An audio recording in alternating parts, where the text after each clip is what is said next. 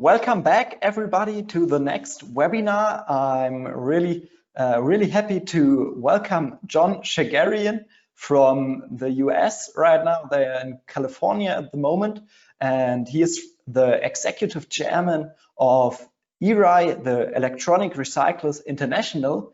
And yeah, he will talk to us a little bit about the balance between environmental responsibility and digital privacy. Well, he told me before that, yeah, the fear that private and personal data can be hacked afterwards is sadly not without merit, but more about that from him right now. If you have any questions, just let me know through the chat and we will talk about those later. Have fun and let's go, John. Thank you very much, and it's great to be here with all of you today. I'm honored to be able to address all of you on this very, very important topic of responsibly recycling electronics, protecting the planet, and your privacy. The first slide that I have today sort of platforms the big problem. This is an article written in Time magazine in May of last year, and it was called "The World Has an E-Waste Problem." When I first got into this industry approximately 17 years ago, electronic waste was the fastest growing solid waste stream in the world. And I thought we were going to be part of the solution. We set up one factory in Fresno, California, and we just started working away. And I could tell you, during the evolution of the last 17 years, we've set up 8 facilities, have over 1,000 employees across the United States, and partners in over 140 countries around the world. But e-waste is still the fastest growing waste stream on the planet today. We're going to get into more of the why that is true later on in my discussion. But just imagine, when we got in the business 17 years ago, there was no iPad. There was no iPhone. Drones and robots weren't part of our vernacular. Neither was the Internet of Things and all the things that we get used to over the last 17 years, such as wearables and Alexa and Ring and Nest and electronic cars, which are now basically just computers on wheels. Billions of dollars every year are wasted for recovery opportunities, as e-waste is still unfortunately being dumped all around the world. When done correctly, electronic waste recycling on a responsible basis is done within a 300 to 500 mile radius of where it's produced. It's not shipped to Southeast Asia or to Africa or to Hong Kong or China. It's recycled responsibly at its point of use and origin. If it's used in Italy, it should be recycled in Italy. If it's used in the United States, within a 300 to 500 mile radius of that place that was used, it should be recycled there. If it's used in Shanghai, it should be recycled in China, in the Shanghai region. Shipping it and dumping our electronic waste into other countries, emerging economies, is still a shameful practice that unfortunately exists.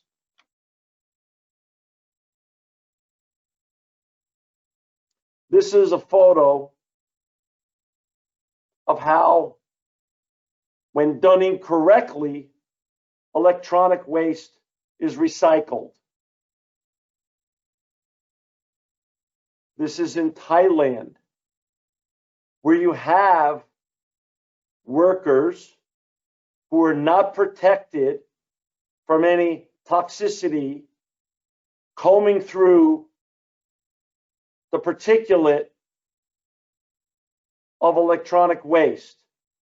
And what happens in these situations are not only we exposing human beings to the toxicity that electronic waste can and does contain, but they don't have the appropriate tools in most of these countries that we have in the United States or in Europe or in developed parts of Asia who responsibly recycle electronics. And much of what is deemed unnecessary electronic waste, such as the plastics, are burned in these countries. So these laborers can get to the metals. When you burn plastic, it throws off a noxious and toxic fume that fills the air when you go to some of these irresponsible recycling facilities, which I have seen with my own eyes in my travels around the world. Last but not least, in numerous situations,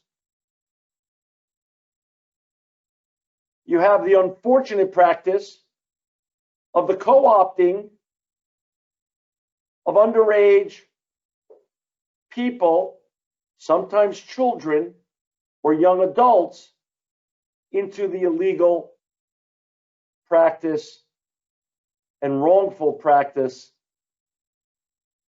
of recycling electronics in emerging economies without the right tools,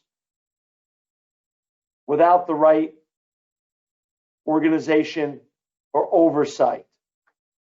It becomes an ongoing tragedy that we still see today.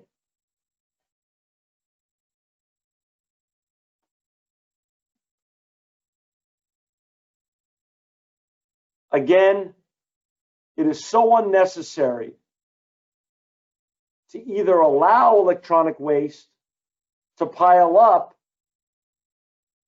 in our cities and countries around the world, when we know now that when responsibly recycled, electronics never should be gone into a landfill or shipped and dumped into other countries, but when recycled responsibly, all the glass, the plastics, and the metals can all stay above ground, be recycled, and be sent to smelters for beneficial reuse, which completes the circular economy. And real responsible recycling of electronic waste is done with zero emissions, zero landfill, and zero waste. Everything should go for beneficial reuse to smelters and made into new products. So when done correctly, there's a great benefit and a great story to be had.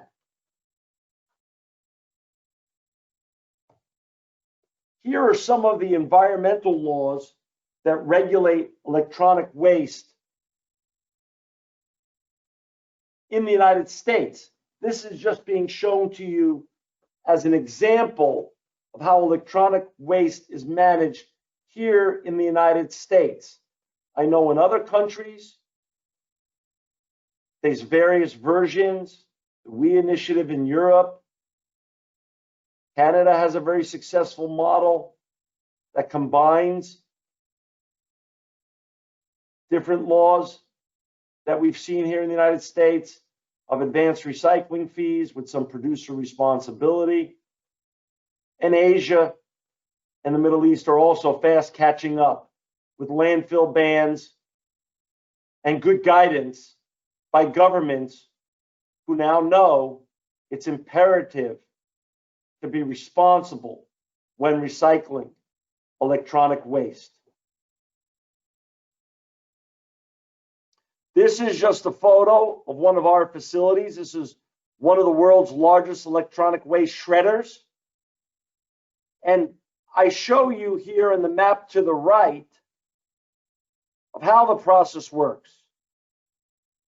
Pallets come in and are sorted by hand and scanned and tracked with our proprietary software. And what can go in the shredder does. And our shredder creates some of the most liberated commodities in the world, which are then weighed and barcoded and shipped directly to smelters in the United States and across the planet. In the bottom left-hand side of the screen, you see various materials that come out of our shredder. Precious high grade, precious fines, the low grade and the copper, the plastics, the aluminum and the steel, the TV monitor boards, some brass, lots of memory, lots of wiring and processors. When done correctly and responsibly, there's a huge benefit to the environment and to the world at large when you recycle electronic waste. IT and electronics assets disposition, another important part of the story. This is basically electronics that haven't come to their natural end of life yet. They come in, they still have life left in them. They're tested, they're refurbished, they're retested, they're repackaged, and they're marketed to be sold around the world and in the United States. It's an important part of the business. Of course, the data is wiped, the device is sanitized, and we're going to get into responsible data destruction later on in my presentation. But this is how responsible recycling really looks and works.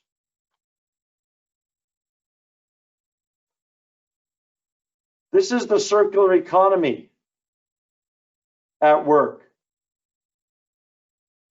Electronics come in,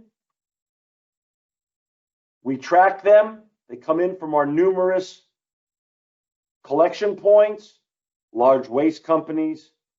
Hundreds of cities are our clients, including New York and LA. Personal waste generators, just the population at large, large retailers, online sellers, nonprofits like the Salvation Army, and Fortune 500 brands from around the world. They come in, the material is tracked with our proprietary software. As you saw with our shredder, what can be shred is shred, what's hand dismantled is hand dismantled, and then it goes directly to our smelters around the world. We are a very unique company. We have two large smelters that have invested in our minority partners in Electronic Recyclers International, ERI. LS Nico Copper, one of the largest copper and precious metal smelters in the world out of South Korea. They're a partner of ours, sit on our board, and they directly from our 8 facilities take our shredded copper and precious metals. Same thing goes for Alcoa, the iconic aluminum brand. They sit on our board, they're a minority investor, and they take our aluminum downstream.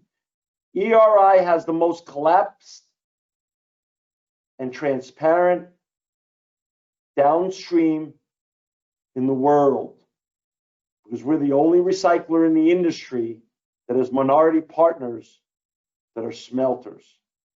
The future includes plastic recycling, and we're already doing that with many of our large OEMs and good partners who are plastic smelters, and getting back our old plastic into beneficial reuse of new electronics. And next generation is going to be partnering with battery processors who will recycle the cobalt and rare earth metals that are found in lithium-ion batteries. Stay tuned. That's to come in the months and years ahead. Along the way of growing our company and of electronic waste becoming a very important topic around the world, cybersecurity became a thing, an issue, an important topic. And in 2017, Fortune magazine wrote an article on ERI. The article didn't just cover electronic waste, but it also covered the importance of all the hardware that comes to responsible electronic waste recyclers and the data that's contained in those old electronics. The title of the article, which you see here on the right-hand side, was Dead but Not Forgotten. Like the earthworms on a forest floor, ERI fulfills an integral part of the food chain, paving the way for new generations of tech to germinate. Yes, that's very true. But the last sentence says it all. The last sentence, which is here, published in this article. It turns out e-waste isn't just an environmental menace, but a cybersecurity one, too. What that means, and we're going to get into it in a little while here, is with the rise of data protection and privacy laws, which all of you well know about since May 25, 2018, when GDPR was enacted in Europe, in the EU, electronic waste, when recycled responsibly, now covers the issue of both the circular economy and cybersecurity. It's no longer okay just to recycle electronic waste without concern to the data that's contained inside that waste. Here on this slide, you see some of the breached brands going all the way back to 2016, all the way up to this year. LinkedIn, Equifax, Yahoo, Quest Diagnostics, NASA, Marriott, Dunkin' Donuts, many, many, many great brands that you can recognize. The issue of data destruction in e-waste is very important because the software cybersecurity issues and companies that are solutions for software get all the attention. But the data that's contained in old electronics has historically gotten very little publicity. But that's actually the greatest untold story of cybersecurity. and will be told more and more in the months and years ahead. This slide here shows some of the data security laws that historically existed in the United States. HIPAA and HITECH, FACTA and FICRA, FISMA, COPPA and FERPA.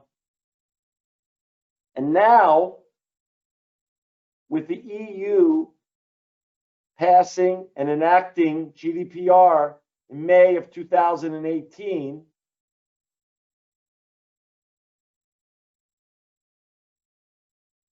GDPR has come to America.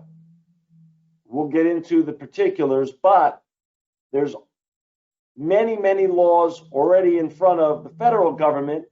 But since the federal government is very involved with the election right now and the response to the pandemic, nothing has been passed yet federally, but it will post-election in the United States.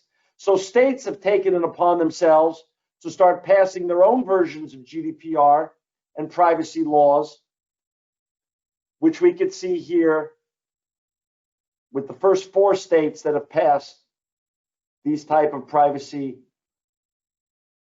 and cybersecurity GDPR related laws. Nevada passed SB 220, California, the California Privacy Act, New York, the SHIELD Act, and Maine, the Act to Protect the Privacy of Online Consumer Information.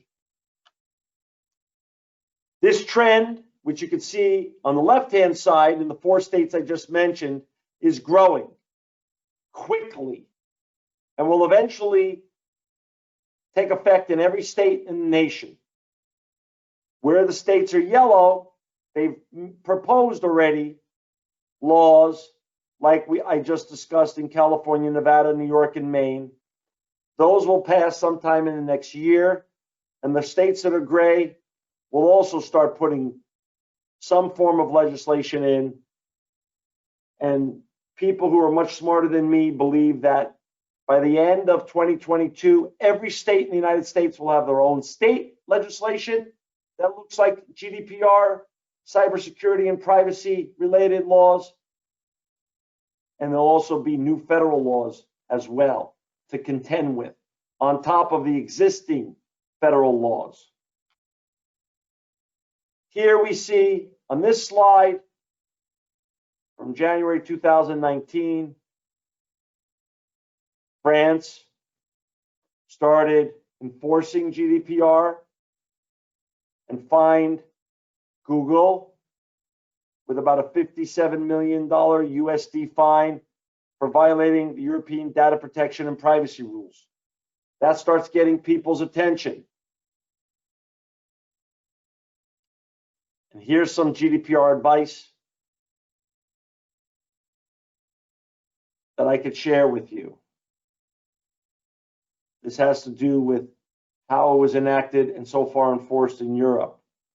Learn the basics, inventory your data, obviously understand the guidelines, enact the data purge policy, which of course affects responsible electronic waste recyclers who need to destroy the data that's contained in old electronics when responsibly recycling them, and then get an Article 27 rep.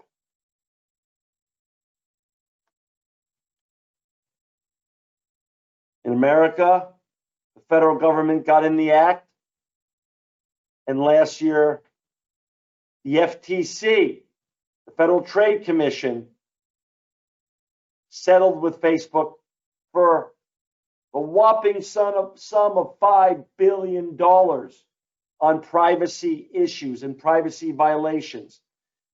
This is a serious business. Privacy, data security, cybersecurity, and GDPR are only going to get more and more visible, more and more enacted, and more prosecuted in the months and years ahead, which will push more responsible electronic waste recycling volumes into the hands of responsible electronic waste recyclers all across the globe, in Europe, the Middle East, South America, North America, Asia, Southeast Asia. More responsible recycling will happen because you have the 1-2 punch of the circular economy and cybersecurity that all governments, NGOs, private corporations, and publicly traded corporations are now facing around the globe.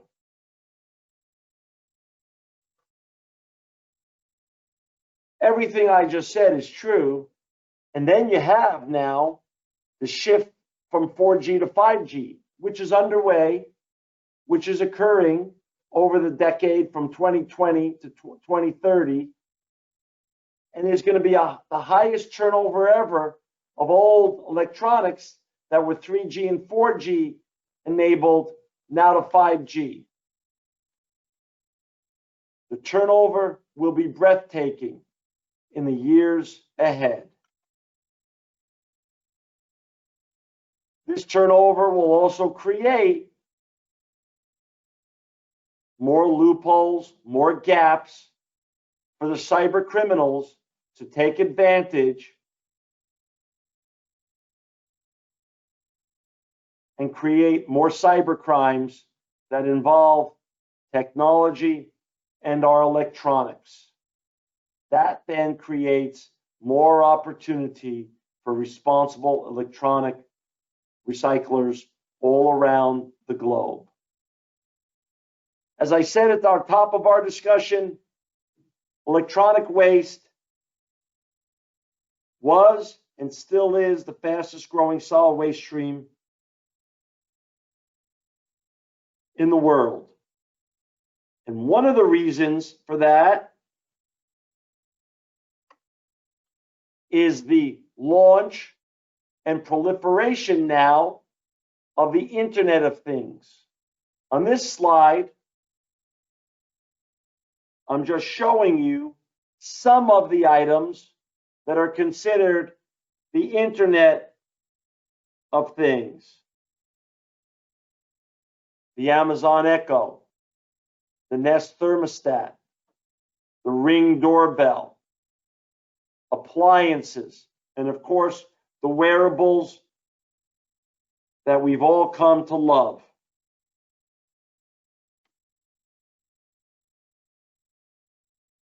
This slide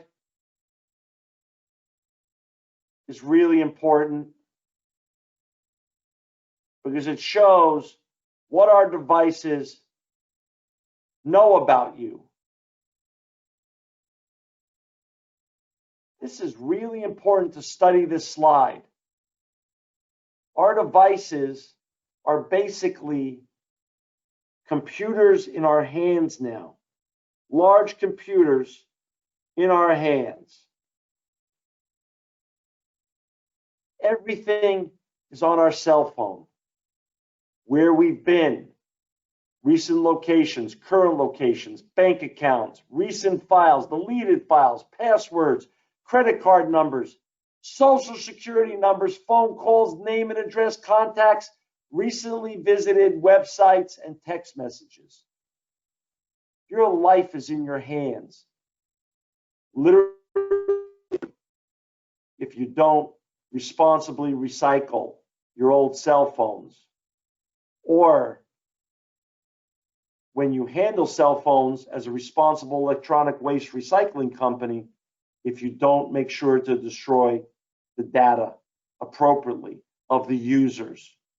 Your life is in your hands when you make your own decisions about your own phone, and other people's lives and other companies' future is in your hands when responsibly destroying the data that's contained in people's old electronic waste.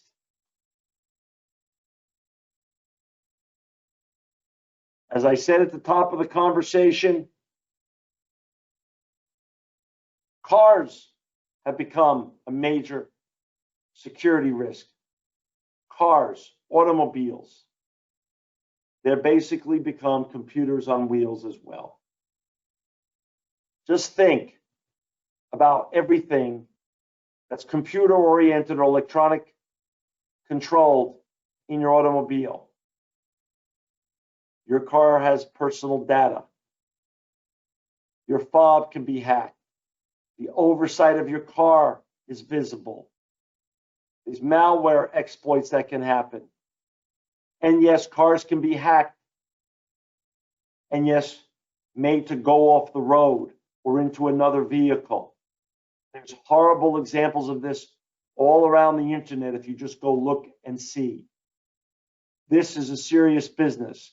When people return their rented or leased or old cars now, all the data that's contained in that automobile must be destroyed responsibly if that car is ever to be used again, or if that car or automobile is not to be data mined by cyber criminals. Cars are now part of the electronic waste ecosystem.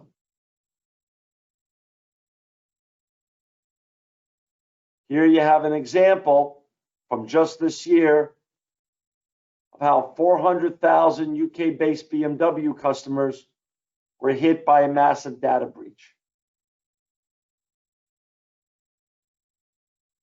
This is going to be an ongoing and growing story in the automobile business that electronic recyclers who are responsible can play a very important role in. The UN took this issue very seriously, and just last month created rules requiring cybersecurity guarantees for connected cars in jurisdictions including Japan, South Korea, and the EU are soon going to be required to secure connected vehicles against cyber attacks under the new United Nations regulations.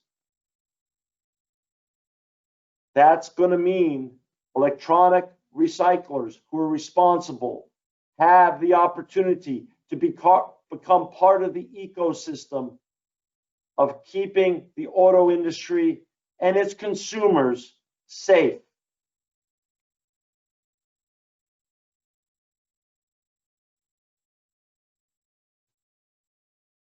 COVID-19 has been a tragedy that struck all around the globe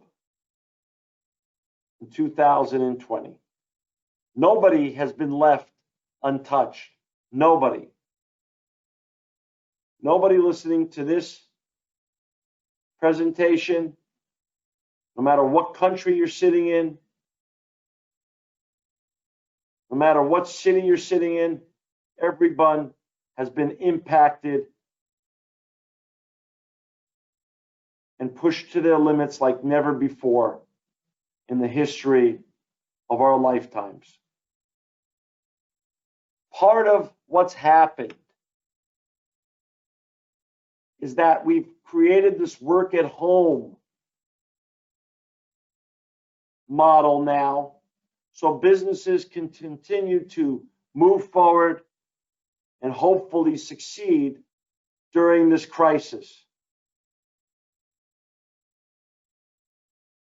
This slide talks to the issue of, because the work at home movement happened so quickly and without much planning, there's been lots of gaps in the electronics that people use from their homes and in the technology. Business electronics are being used for personal use. Personal electronics are being used for business use. The gaps in cybersecurity software are large.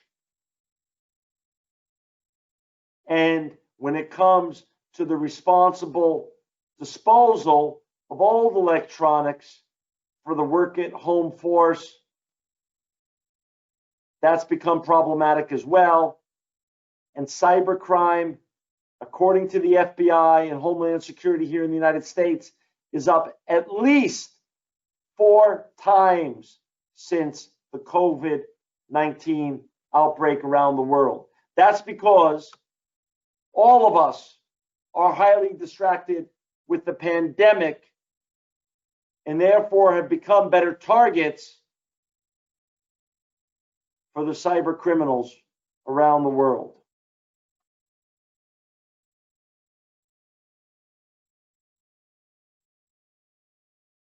The Department of Homeland Security has issued their own security guidances for telework. Again, because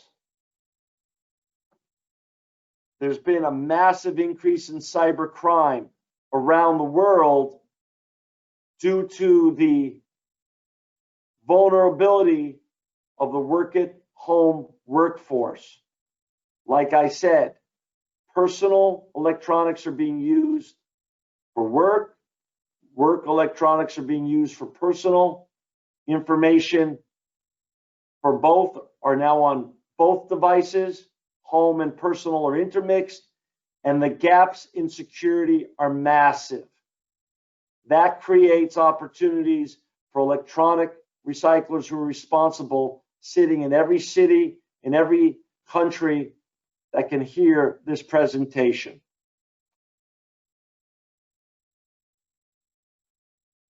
This is just another slide showing the rise of cyber crimes around the world during this COVID-19 crisis.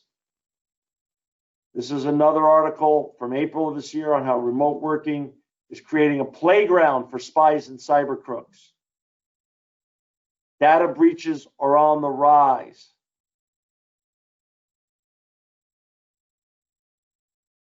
Again, another article on the vulnerabilities that have emerged during COVID-19, the vulnerabilities in technology, both software and hardware, which has then again created more opportunities for responsible electronic recyclers around the planet. This is just the FBI now talking about certain types of attacks that are happening during COVID-19. This one was dedicated to the healthcare center industry. And cybercrime reports quadrupled, as I said about 5 minutes ago, during the pandemic. The healthcare sector has been greatly targeted.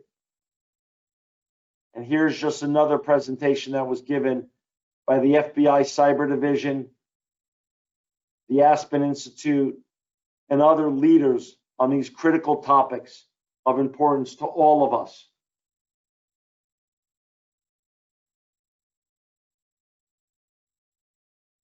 This article ended with saying we are facing a virtual tsunami of cyber problems related to these massive changes that are currently happening to people, processes, and technology due to COVID-19.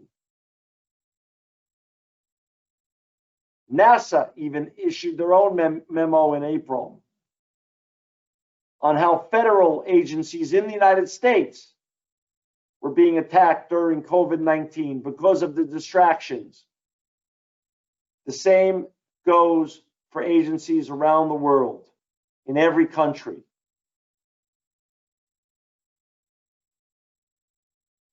Again, privacy, GDPR, and data security are on the rise. The need for all those issues to be recognized, practiced, and enforced are on the rise, as I've shown you in my earlier slides.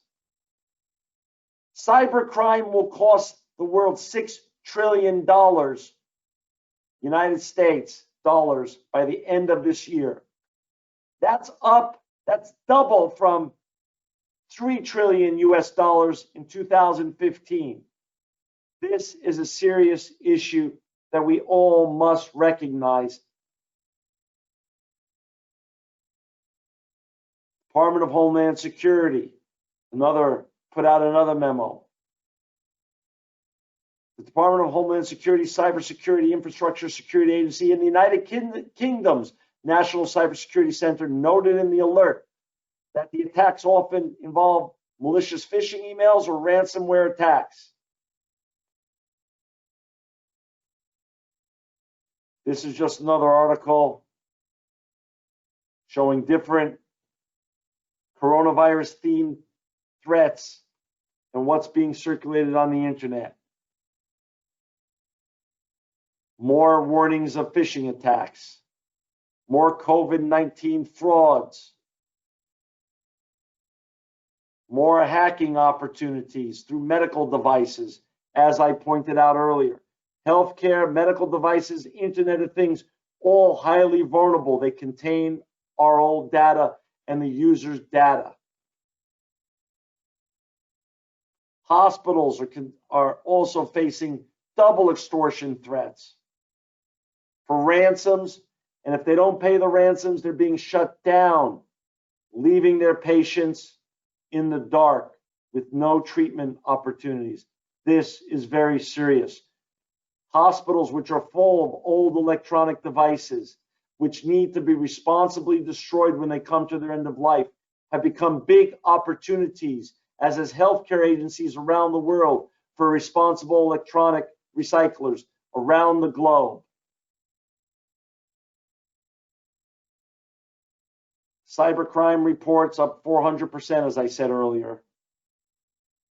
And hacking against corporate surges from people who work at home. And this was an Al Jazeera report. Again,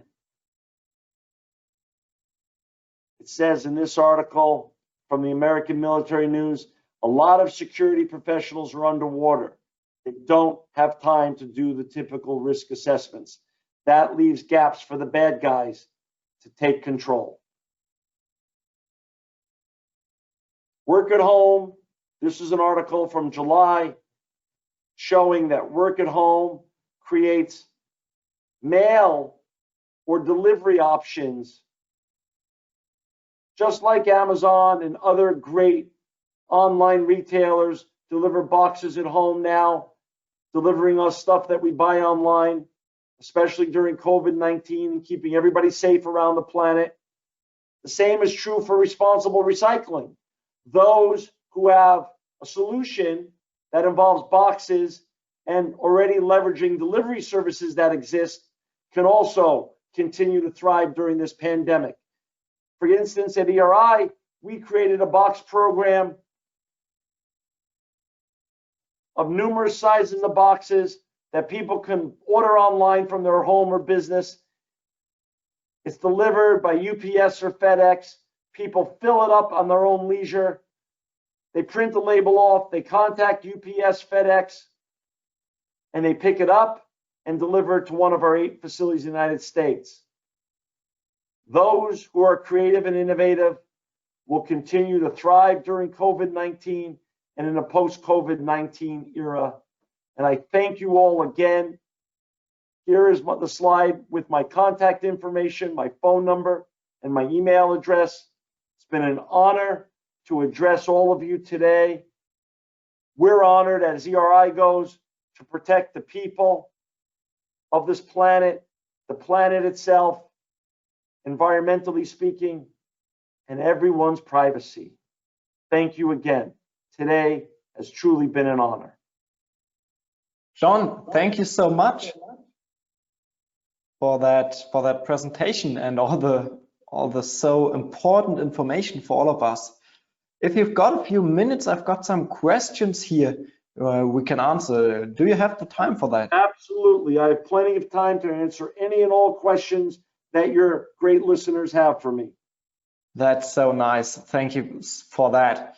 The first came about the compromise between environmental protection and data protection. What would you think is more necessary, more important? What, do you have to first look to make it ecological, or do you have to make it first so the data is protected? That's a really great question. Whoever asked that, I'm really appreciative of that question. It's unfortunately and fortunately a combination now of both. It's imperative that we protect the planet. Climate change is here, and it's not going away. And it's important that we now clean up this mess, the mess of the technological revolution that no one purposefully created. We now have to become part of the solution and responsibly recycle old electronics and get back all the pieces I mentioned: glass, plastics, the metals. Everything has to go back for beneficial reuse now to smelters. But concurrent with that, with the rise of this whole trend of cybersecurity, which doesn't look like it's going to let up for decades to come, we also need to protect the people of this planet and their personal privacy, and also the businesses and organizations and governments of this planet that entrust us with their old electronics, which are full of their data, and if gotten into the wrong hands, could be fatal, or could be at least very, very expensive, if not fatal, for these organizations. So it's really 50-50 now, whereas when I got in the business 17 or 18 years ago, it was all about the environment. It's now a 50-50 split. 50% we have to focus on making sure we protect the environment and everything goes back for beneficial reuse. And the other 50% we have to keep our eye on responsible data destruction. Sure, totally. And what would you say if you look at both things?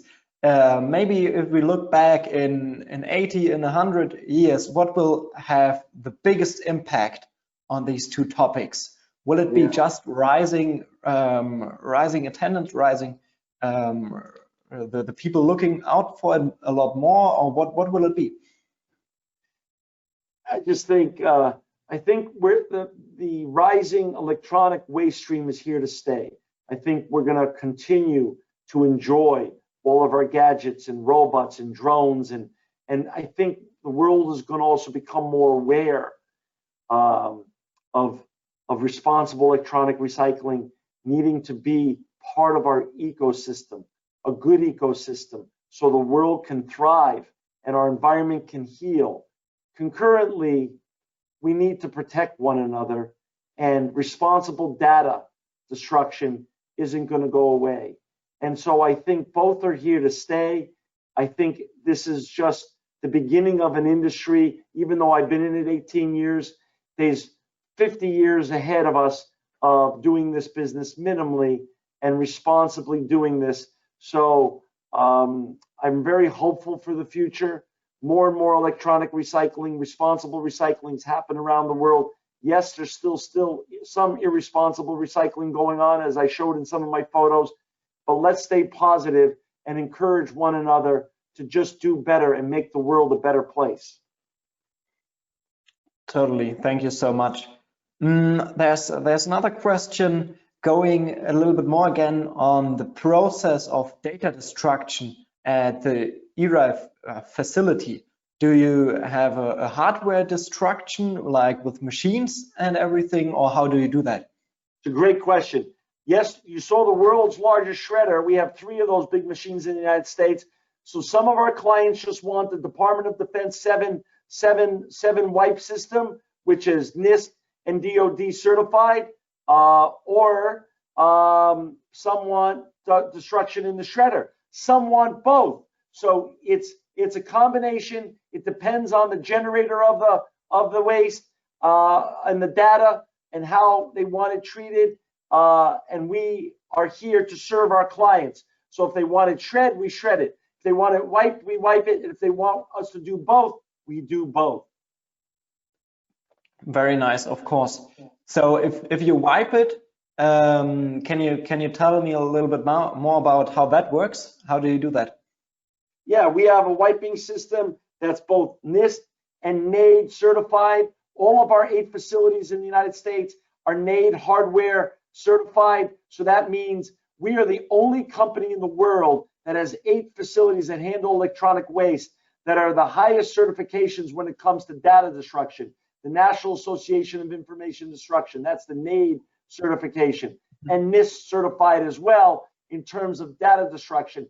And the highest level of wiping is called the 7 wipe system, which was created by the Department of Defense of the United States. So it goes under that 7 wipe DOD system, and that's the system that we use here at all of our ERI facilities. All right, thank you so much for going into that. You've been talking a lot about the coronavirus and how it will affect the whole e-waste industry.